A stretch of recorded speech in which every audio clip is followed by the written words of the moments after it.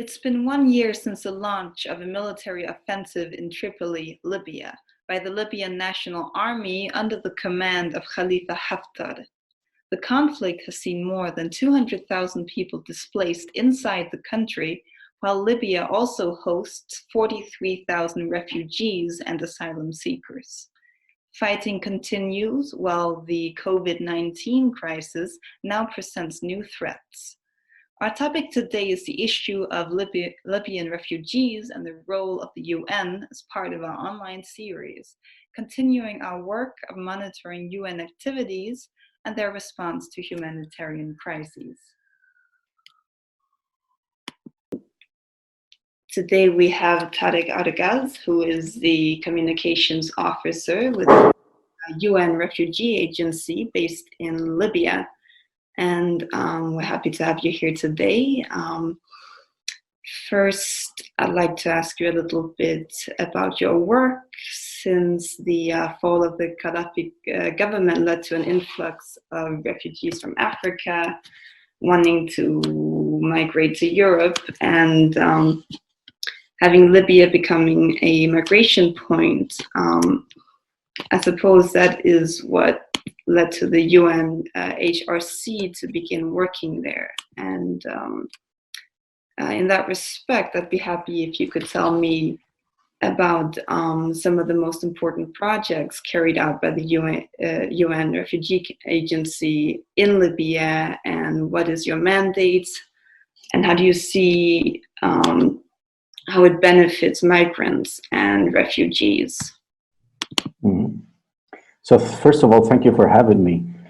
UNHCR has been in Libya since the 19s, before the 90s, before the Gaddafi attempt against the Gaddafi in 2011. So we've been already in the country for almost 30 years.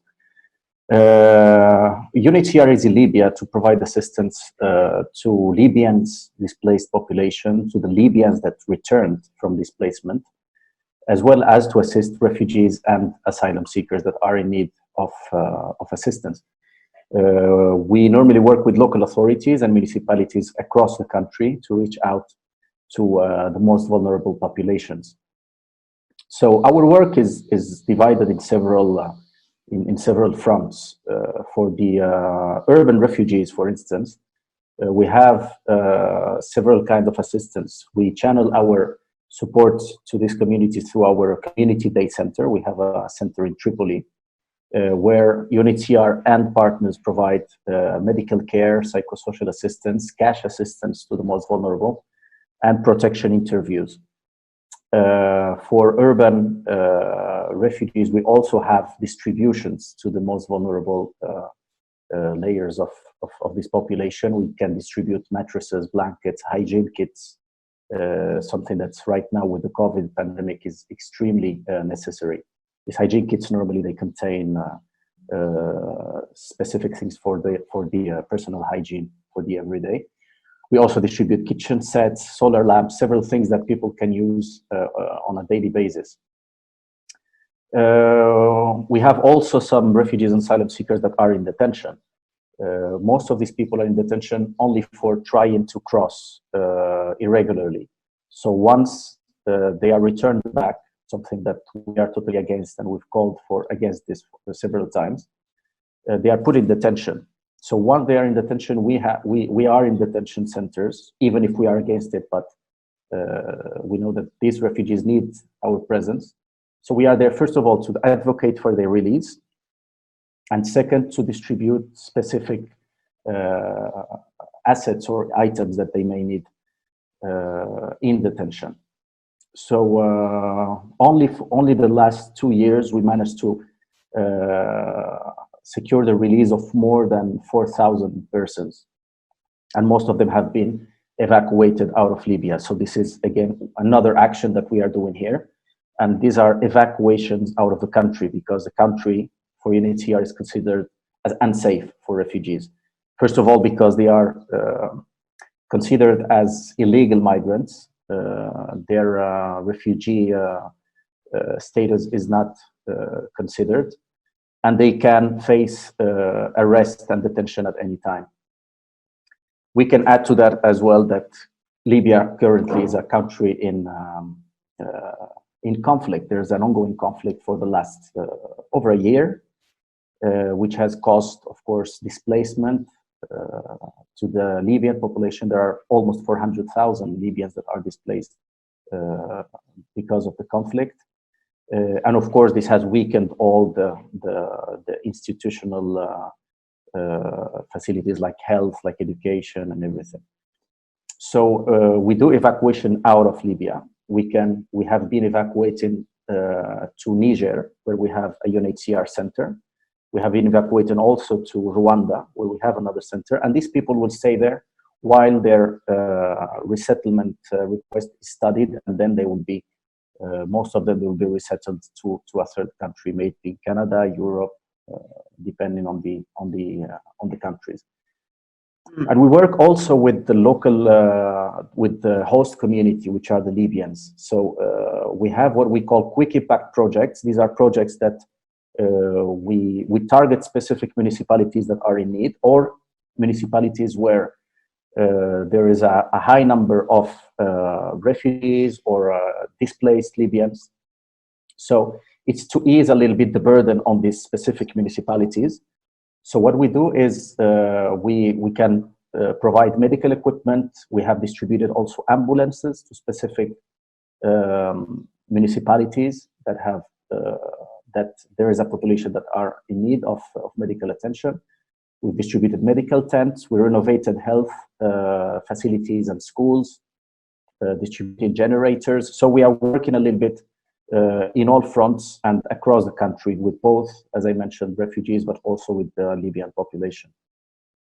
In terms of what you said about the COVID-19 crisis and specifically working with people in detention or working with people being transported from one place to the other, could you elaborate a bit on what is the UN strategy with regard to that, and how is this, how is your work being affected by the COVID-19 crisis, and are you taking any specific measures with regard to that in these times? I mean, as I said, Libya is facing both right now two challenges. One is the war. We have a war ongoing for the last year, but also now we have the challenge of the COVID-19, which makes life for both Libyan and refugees extremely difficult. We have definitely been taking specific measures in our centers. We have taken all the preventive measures so that the virus is not, or first of all, our staff and the refugees that visit our centers to be protected, and all this, of course, to not to spread this virus. Second thing is that with the COVID, there's a curfew in place, so now it complicates more the refugees to access to our centers. So what we are doing right now is to work on a strategy to have an outreach to the community. So instead of the refugees coming to us, we will be going to the urban settings and to specific distributions to the most vulnerable. We have also a medical team of one of our partners that will also undertake medical checkups to whoever needs it. We have been also assisting the Ministry of Health and the health facilities, specifically providing hygiene kits, protective equipment, and medicines. This is from UNHCR side, but we are part of what we call the health sector, which is we have all the UN agencies are part of this health sector, and together with them also we have also specific and targeted actions.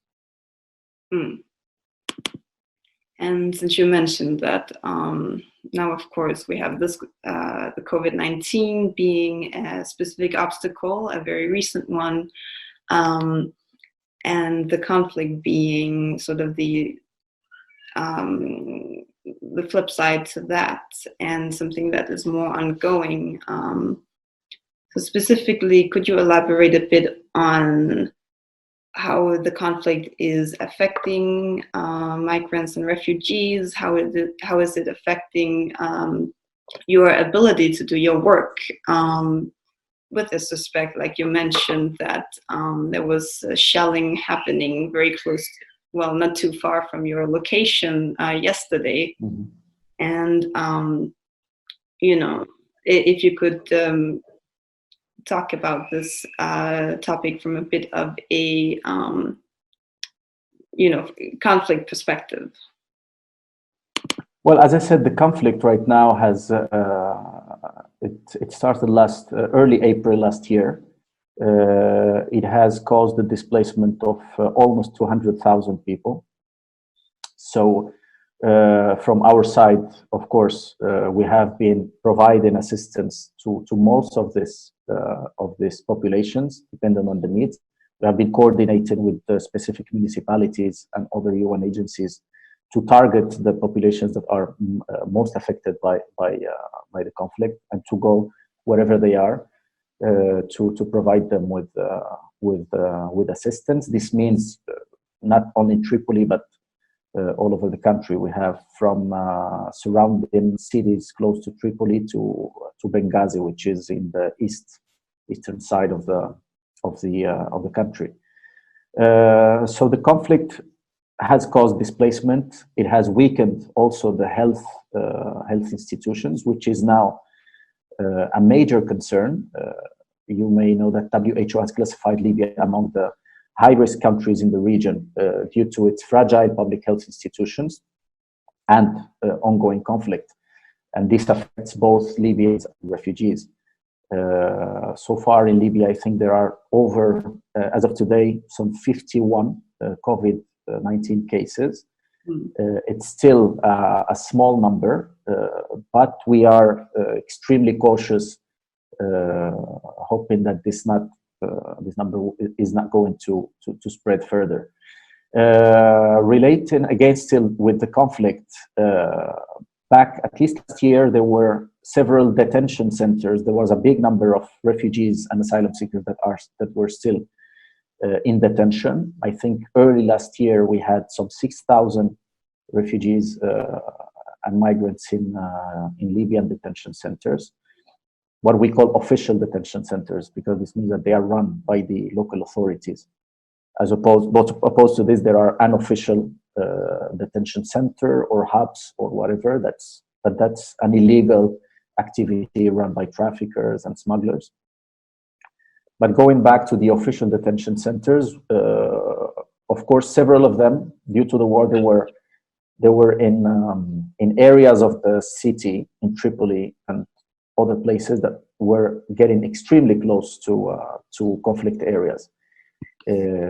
Last year, in fact, there was one detention center, the Tajura detention center, it had 2 airstrikes that hit that center in July. Unfortunately, 53 people died, 130 were injured. And way before, we've been calling for the immediate release of all refugees and asylum seekers that are in these detention centers, specifically to avoid these situations. Unfortunately, this tragedy happened. Before it, we managed to evacuate specific detention centers that were close to the conflict lines. We have evacuated over 1,500 people from detention centers to safer locations. And then most of them, we were able to evacuate them out of Libya.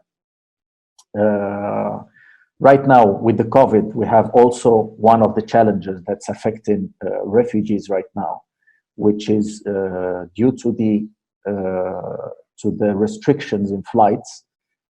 All our evacuations and resettlement programs are temporarily suspended, which means that there will be no evacuation or no resettlement movements for the moment. We are trying to negotiate something still and try to make it happen right now, because we have many people that are in dire need of specific assistance, and that maybe cannot be provided here but somewhere else.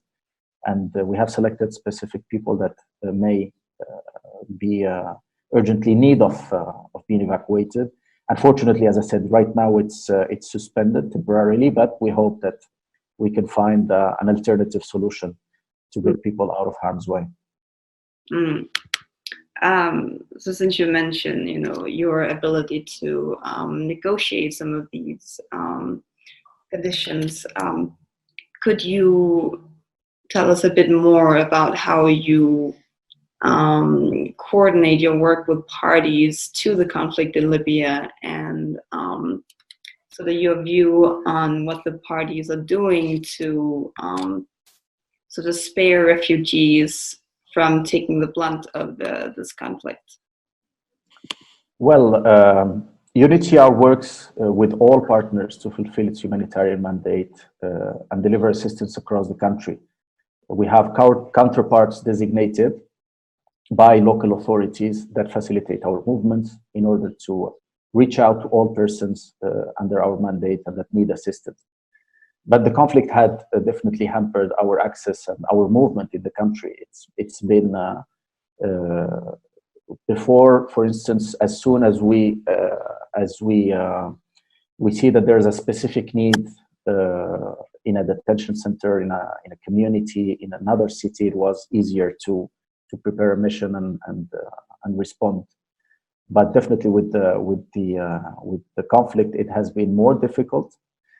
We do access specific places. It's not always easy. It needs more coordination. Most of the times we have missions that are ready to depart, but at the last minute they may have to be suspended or postponed. So it did affect our usual movement, and access to maybe to detention centers or to specific communities. But we have been able to respond through our own staff or through our partners. We have several local partners that Libyan NGOs that are working on the ground and have a little bit of a wide network in the country.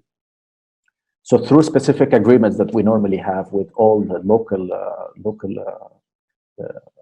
workforce, we have been able also to, wherever we cannot access as UNHCR, we have specific partners that can do that access and provide assistance.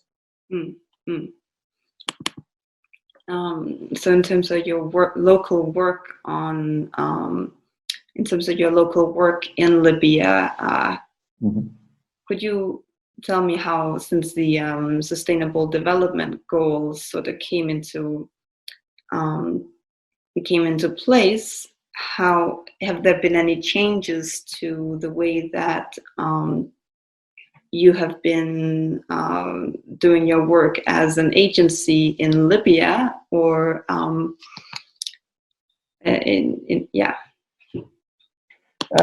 we have specific programs that are, of course, in line with the goals.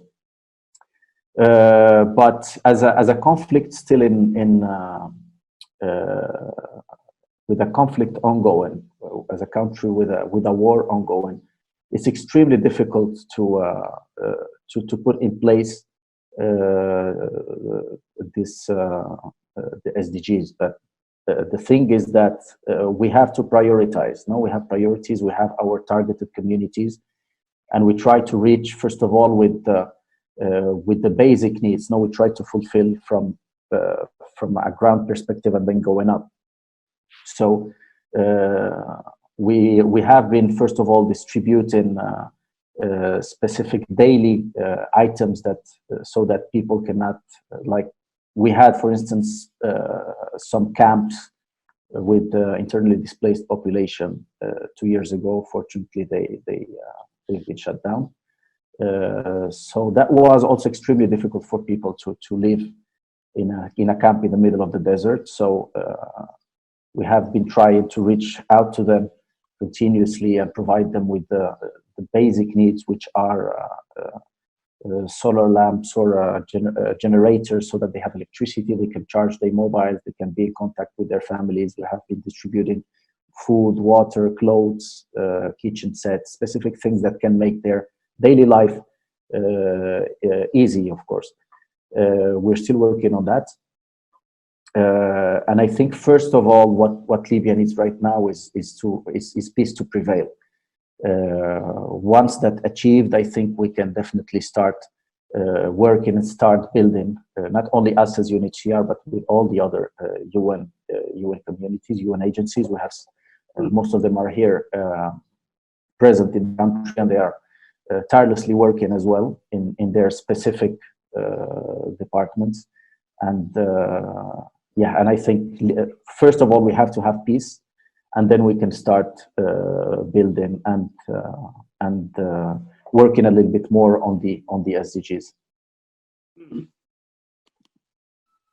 Well, since so much of your own work seems to be focused on sort of relief efforts on the ground, but in order to tackle this crisis, you know, from the core, what you need is effectively peace. And could you comment on how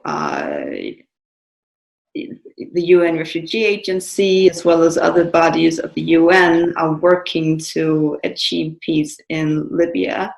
And is there anything that you specifically, having spent so much time on the ground, something that you specifically think should happen that is not happening? I mean, from one side, UNHCR is a humanitarian agency. So our main concern or main actions are towards offer relief to the populations that are under our mandate. Specific actions for peace are undertaken normally by the what's called here in Libya the UNSMIL, which is the UN support mission, which engages a little bit more in political dialogue and engages with local authorities in order to achieve that, to arrive to ceasefires, to talk about peace efforts. So that's much more the UN support mission work. We definitely work together in providing specific aid or assistance as needed, but the specific political talks are not made in our at our level, but much more at the level of the political unit. Mm-hmm. Could you tell me then how you coordinate your work with other UN agencies, and what other UN bodies are actually present on the ground in Libya alongside you? Well, most UN agencies are present here. You can see that daily efforts are made by. We have UNICEF, we have IOM, we have UNFPA. All different UN agencies are tirelessly working here in Libya. OCHA, which is the coordinating body, is also present here. So we do have many joint actions. We definitely do have our specific population that is under our mandate, but most of the time, of course, we have common targets.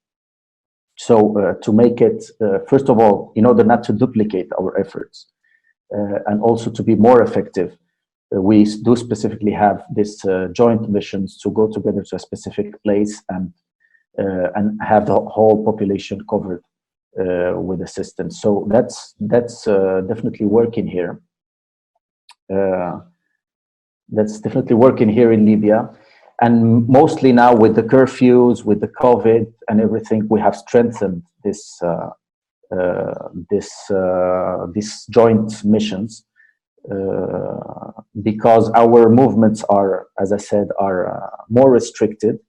So instead of trying to go on our own, we do have these joint missions to try to go quickly, target a specific community, and then assess again the needs of other populations or other cities and municipalities, and then take action.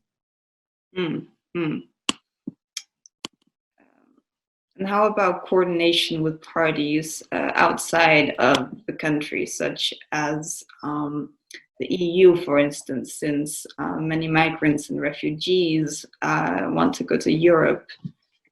So does the UN Refugee Agency in Libya coordinate with the EU? And do you put any kind of pressure, or does any other UN body put any kind of pressure on European countries to accept more migrants from Libya? Well, our programs are based on our own assessments and on the needs that are on the ground. And they are not subject to external influence. Specific donor countries may want to earmark their donations, for instance, for a specific sector like health or education, refugees, or internally displaced. It depends on the donor. But the actions that are taken are always based on our own assessment and the needs of the persons that we have under our mandate here in the country. The EU, as you mentioned, is one of our donors, and it has been also very important on important donors when it comes to evacuations, for instance. Through specific donations, we have been able, for instance, to open a center that was operating last year. It closed early this year, and this center was. The aim was to have persons that are in detention centers advocate for their release. Once released, they come to this center, where the center was managed both by the Ministry of Interior and the UNHCR, and it was a space where we could host people coming from detention, and where all services were provided. There was a health clinic where they could have checkups. It was divided, couples on their own, families on their own. They had leisure spaces. So while their evacuation is prepared, they could be hosted at these places for some weeks until they can depart. And from this center, they were going to similar centers that, as I mentioned, we have in Niger and we have in Rwanda. So the EU, for instance, was part of the efforts of funding these centers, and thanks to having this specific initiatives, we could evacuate in the last 2 years over 4,000 persons, most of them from detention. There were also people from the urban areas, but there were most of them were coming from detentions. We secured their release. They came to this center, and from there we were able to safely evacuate them out of the country. Mm-hmm. And in terms of evacuations and in terms of the movement of individuals and the ability to access say borders or airports, how have border closures affected this process? And does the closure of borders and the spread of COVID-19 slow down attempts made by migrants to reach Europe? I mean, when you talk about airports, it affected our own evacuations that were done by air, of course. So everything related to evacuation and resettlement is temporarily suspended. We had, yes, this humanitarian corridors to Italy. There were evacuations to Niger, to Rwanda, resettlement to other countries. Due to the COVID-19 restriction in movements right now, definitely this is suspended. We will see when we'll be able to start again. But when you mentioned access to Europe through boats and through the Mediterranean, this is a very fluid situation. We have seen. We are now in April. We already had over 600 persons that tried to make it to Europe and were intercepted and returned back. This is, of course, something that we are totally against, the return of people to Libya, because we have reiterated our calls in all our communication that Libya is not a safe port for refugees to be returned to.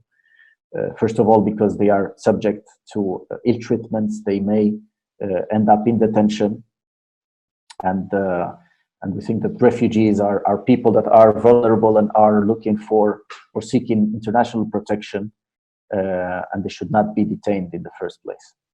Mm. And since you're making these kind of communications, to what extent are these actually being adhered to, and how effective do you see this call for not returning migrants to Libya be? Like, are countries paying attention to this? Is this being, is the kind of campaigning you're doing effective in this respect? It's not only at our level. It's not only on UNHCR or Libya level. I think this is the whole international community needs to really come up with urgent measures to stop. First of all, people from risking their lives and dying in the Mediterranean. We have been seeing like terrible numbers of people losing their lives. On top of that, the aid or the rescue efforts that were previously in the Mediterranean, right now we've seen that it decreased. There were NGOs present, there were European programs present with ships in the Mediterranean. We have seen a big decrease in rescue efforts. And as a humanitarian agency, I think first thing that we must avoid is loss of life. We don't know exactly which party must be responsible of it, but that should be our main focus, so that people not to lose their lives. We have seen several departures yet, even if we know that Italy and Malta, like they have been, or they announced that will close their borders at some point due to the COVID-19 emergency. But we still have seen, and despite the conflict, of course, that's also one point. Despite the conflict, we have seen boats still departing, and definitely, as I said, this should be an international matter to really sit around the table and come up with specific actions. But that also passes through what I said. First of all, peace needs to be a priority in Libya, because most of people that depart from Libya depart because they are desperate. There is a conflict from one side. When we talk about refugees, their rights are not respected. They may end up in detention, where they will suffer tremendous violence and ill treatments, as we have been seeing in specific reports. And now with the COVID, of course, they are more affected because their movement is restricted. They cannot go out and work, while normally they rely on this specific daily work to sustain themselves. So there are specific many layers that are adding up to make people more and more frustrated, which may push people to look for this kind of solutions, which is to risk their lives and try to cross. Mm-mm. And since the EU is so committed to human rights, do you see a specific role, what is the specific role of the EU in helping migrants and refugees who is kind of stranded in Libya? And the EU, as part of the international community, what do you believe their responsibility is to these refugees and migrants? Well, as I said, I don't think it's only an EU responsibility. It's an international responsibility. First of all, I think there are many things that needs to be addressed. When we talk about Libya, I mentioned we need peace needs to prevail first. This will make people. This will allow us as humanitarian agencies to better work and access people that are in need and alleviate their suffering and offer them additional support. But also there are specific solutions that need to be put in place. For instance, in the countries of origin, we have to go to the root of the problem. So why these people are leaving their countries? I think the international community need also to work in offering specific solutions and assistance to these countries, so that these people don't have to leave their countries in the first place. So it's not only one party who should be responsible. I think, in my opinion, is responsible on this situation. But I think we have to take it as an international community matter. Of course, when these people cross through Libya, most of them they face tremendous suffering. We have been hearing horrific stories of people being kidnapped and tortured and raped almost systematically as soon as they enter the territory. So this is again another thing that needs to be tackled, maybe locally through the local authorities and specific law enforcement agencies. But this is also one of the problems that adds up in Libya, needs to be tackled. Mm. So in terms of, as you mentioned, the plight of the refugees, as they come here, they immediately face violence, they face violations. But in terms of accountability, who do you believe should be accountable for the violations committed toward the migrants and the refugees in Libya? Well, first of all, I guess the perpetrators of these actions.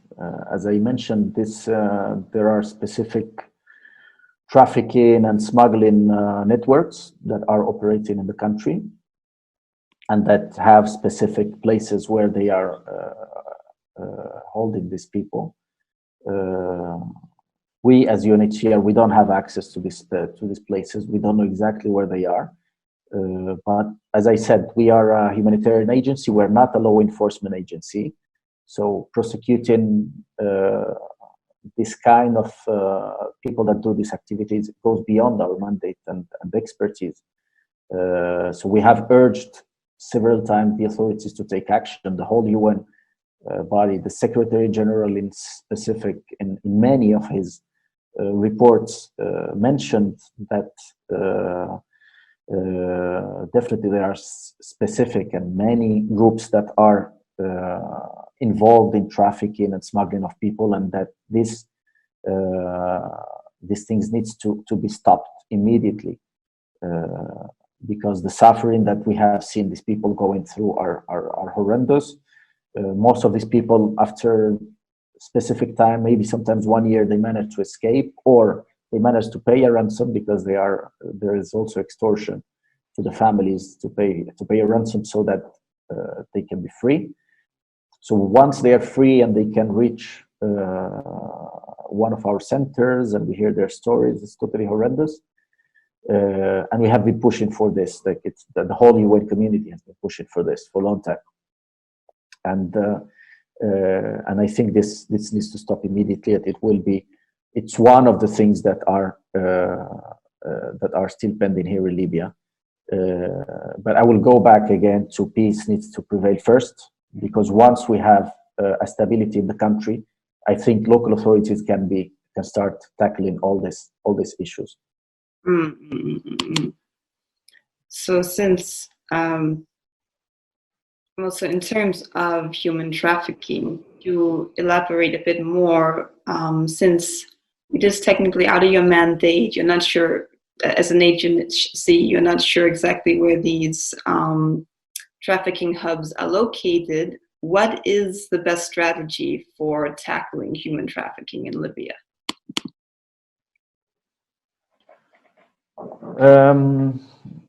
Well, as I said, from our perspective as a humanitarian agency, we don't have the expertise to prosecute or to go against these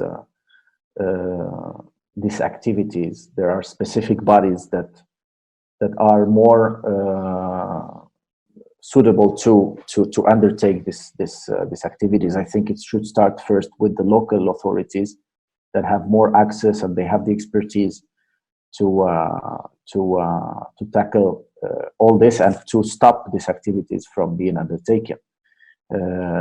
It may be not only at Libya level, because all these activities are coordinated internationally. We have people that depart from Eritrea and end up in Tripoli, or from Ethiopia, or from Sudan, or from other places. And these routes are being coordinated since the beginning to the end. So there are specific people during the journey that have already a network, a coordination to undertake or to take people from point A to B. So it's not only at Libya level. I think it's internationally. And I'm talking, of course, about East of Africa, West of Africa. We have also other routes from West Africa through Niger, and then going to Libya. So it's a wide network that needs to be addressed internationally. I think countries need to unite and find specific actions to be taken. And of course, the UN has been working on this. There are specific and several people that are on the sanctions list of the UN. Many of them are well-known traffickers, but of course, then the local authorities need to take action. And I hope that as soon as the country is stabilized and peace comes back, these things will be urgently dealt with. Mm-hmm. Okay, well, I think that was all of our questions for now. But before we end, is there anything that you would like to add that you feel like is important to highlight? Any final comments?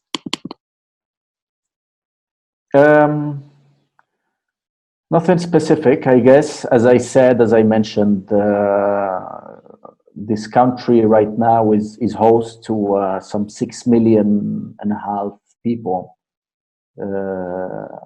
and it has been almost 10 years of instability. Of course, Libyans are suffering from this. Refugees are suffering from this. Migrants that used to come to Libya for work are suffering also from this.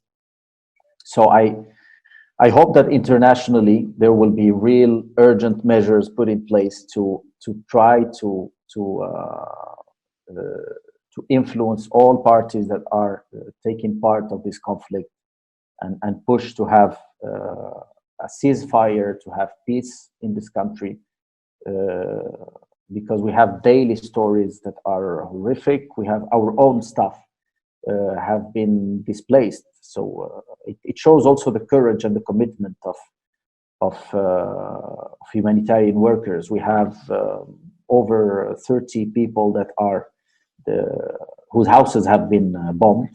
They had to take their families and try to find another place to live, while reporting still to the office and trying to support the populations that are most in need. So yes, we are living this situation very, very closely, and I think Libyans need and deserve to have stability and security, and to go back to the stability they had in the past. And as I said, we as humanitarians, this will definitely make our work easier, and we would be able to reach out more for the populations that are more in need, most in need in all over the country. Because now with the conflict, as I mentioned also, our movements are restricted, and we need urgently to find this peace and stability to be by the side of the Libyan population. Mm. Okay, well, thank you so much for coming on today, and thank you for taking the time to participate in the seminar, and thank you. Thank you very much, and yes, if you still have any other questions, if you need additional information, we are available, and whenever you need, just ring us. We are here. Thank you so much. Thank you very much.